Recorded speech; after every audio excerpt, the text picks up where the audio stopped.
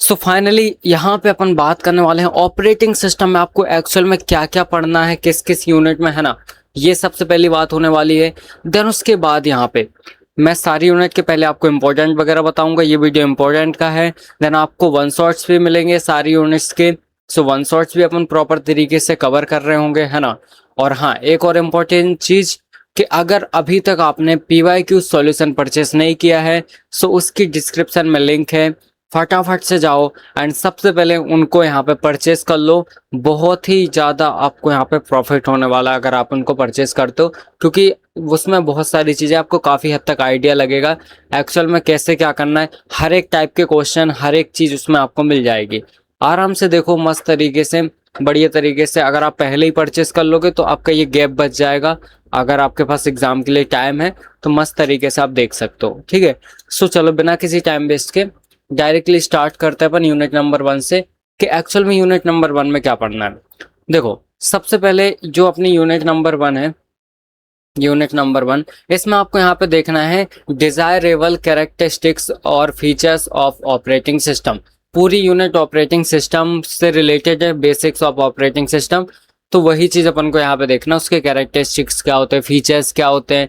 Then उसके बाद देखना है आपको यहाँ पे टाइप्स ऑफ सर्विसेज, मतलब यहाँ पे कितनी टाइप की सर्विसेज वो अपन को प्रोवाइड करता है, ठीक है। देन उसके बाद यहाँ पे देखना आपको यूटिलिटी प्रोग्राम क्या होता है और सिस्टम कॉल क्या होता है।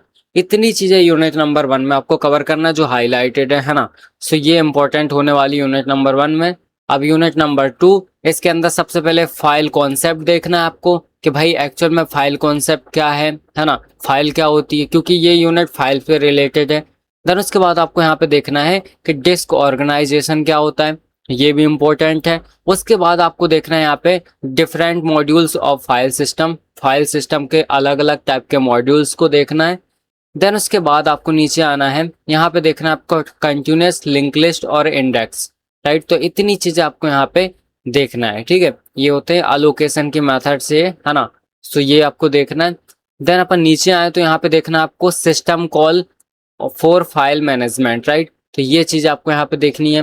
देन इसके बाद देखना है आपको यहाँ पे डिस्क शेड्यूलिंग। तो इतने क्वेश्चन आपकी यूनिट नंबर 2 में होने वाले हैं जो यहाँ पे आपको मस्ट है, कवर करना ही चाहिए, राइट। तो इतने इंपॉर्टेंट है।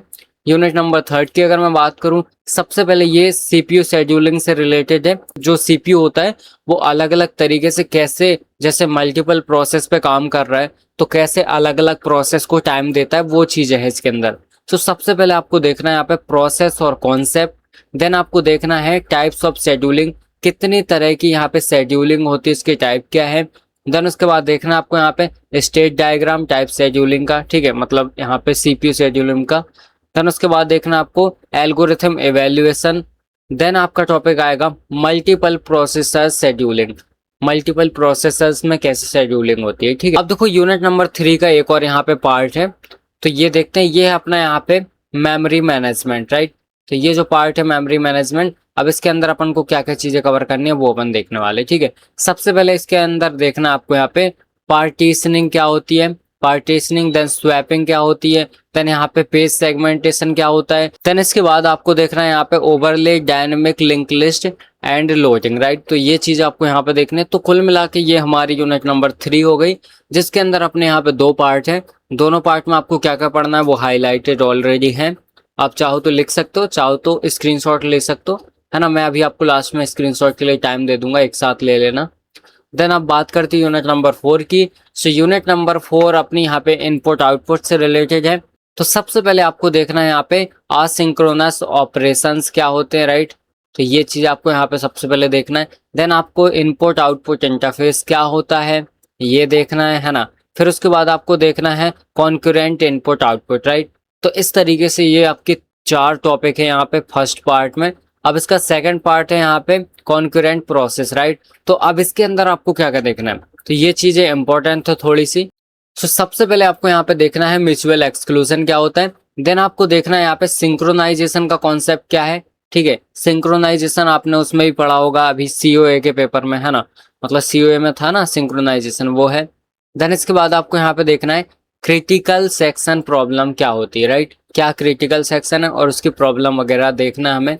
देन उसके बाद आपको देखना है यहाँ पे सेमाफोर्स, इसके अंदर आपको यहाँ पे देखना है binary and continuous semaphores, right. Then इसके बाद आपको देखना है यहाँ पे डेडलॉक प्रॉब्लम, है ना।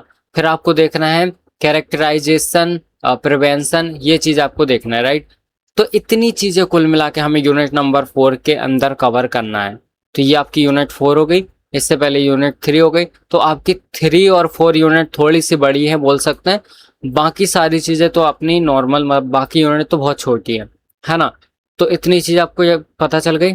अब देखो यूनिट नंबर 5, अब जो यूनिट 5 है वो बहुत ही छोटी है as compare to previous units, right. So इसके अंदर क्या क्या है, इसके अंदर है यहाँ पे यूनिक्स और लिनक्स, बस ये 2 चीजें आपको पढ़ना इंपॉर्टेंट है, बाकी कुछ नहीं है ज्यादा, है ना। तो बाकी चीजें आपको ऑलरेडी वैसे पता भी है, right. Operating system, multi processor, ये सारी चीजें आपको ऑलरेडी पता है ना। तो यहाँ पे अपन को ये देखना है, ये आ जाता है एग्जाम में, राइट।